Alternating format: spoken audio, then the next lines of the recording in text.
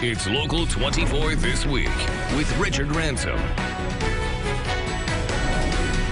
Welcome to Local 24 This Week. I am Richard Ransom. Hope you've had a nice weekend so far. Are you ready for the real story behind the big stories? Here's what we have on our plate for today. Voting surprise. We thought we were getting new voting machines in Shelby County until we learned we're not. County commissioners surprised to learn there needs to be a referendum first. So what now?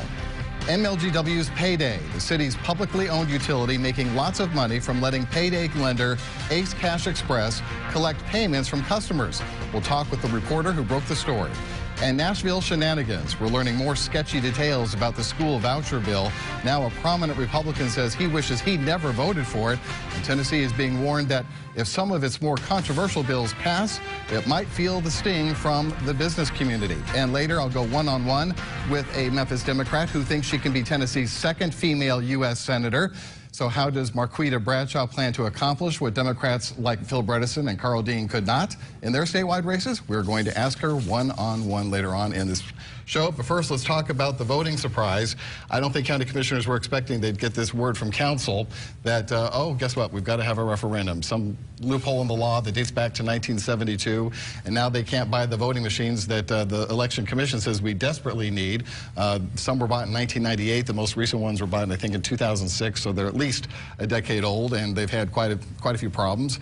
Where do you think this is going to go? Are we going to be able to have new voting machines by November, Otis, or not? We are not going to have new voting machines by November because if what the county commission's attorney is saying here, the referendum will be on the November ballot. So that's out of the question here. And it did catch, I think, all of the county commissioners by surprise. I talked to one of them, Van Turner, about it, and he said, yeah, he was totally caught off guard about this. They were expecting and hoping to have voting machines, or at least the expenditures done this year, even if they didn't get them this year. And now all of that's pushed back because of this referendum. He still thinks, and he may be right, that voters will probably approve it in a referendum. We'll just have to wait and see about that. We did a voter poll on that, a viewer poll, and it was not going to pass. 63% said, we'll see. Well, then Van Turner's wrong. He may be wrong about that. Who dropped the ball on this? Do we know? I mean, it seems to me that somebody had the responsibility to tell the commission before just now that there was going to need to be a referendum. It certainly seems like there's interesting timing on this, considering the amount of pressure that was coming from the county commission about paper-marked ballots. And I'm not drawing a connection between the two, but it seems sort of at the last minute they're ready to express this intent, and all of a sudden you have to have a referendum. It was kind of out of left field. Well, and you can't blame the Election Commission for it because it was the county commission's attorney whose responsibility it was to let them know about it, and she just did that this week or this past week. So right. I don't know. So you have this simmering debate as well about which voting machines we're going to buy. I don't know if that would be a part of the referendum or not, if it would get that specific. But nonetheless, in light of all the concerns that people seem to have and the growing concerns after the Iowa caucus and the debacle that was, they did at least have paper ballots to finally ultimately refer to as they made their final count, raising, I'd say, the argument of Steve Mulroy and others who say, you know, we need to have a paper verification rather than just rely on computer screens. Well, Linda Phillips's argument is, though, that the machines that she is pushing, which is the touchscreen, has a paper backup. And I think she's also looking at it from a fiscal standpoint because she says those machines will be cheaper in the long run. So, I mean, I don't know who to believe here. I'm no expert on any of this. So we'll just have to wait and see on that. Yeah, one of the things that was striking to me about watching that county commission meeting was Shelby County Election Commissioner Benny Smith, who is a guy that knows his way around the computer, to say the least, saying that in some ways he believes that low-tech is safer, that not everything needs to be high-tech. You know, he gave this example about code and was saying that, you know, I haven't really met software that doesn't need a patch. And so that was an the national issue continues to percolate here locally. One question, I didn't tell you guys about this ahead of time, but I'm going to throw it out at you. You know, we have an early voting beginning in the presidential primary in Tennessee.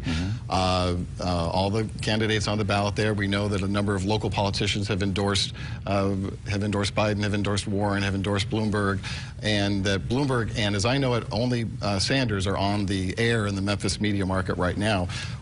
I'm just curious where you think this is going to end up. Who you think might who might get the Tennessee Democratic delegates, or most of them?